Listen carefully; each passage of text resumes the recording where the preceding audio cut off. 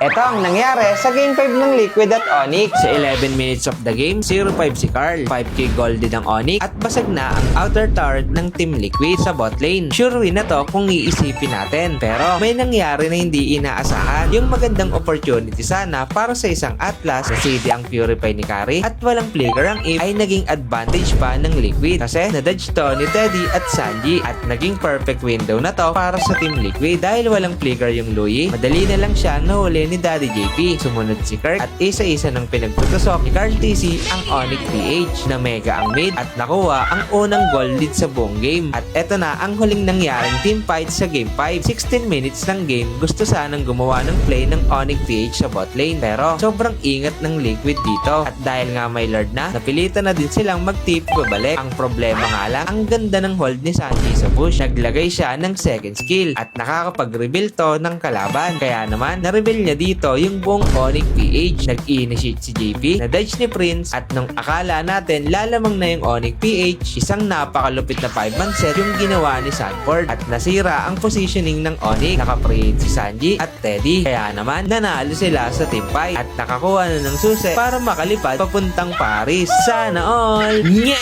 At yun lang, sana may natutunan kayo. Sana makatulong.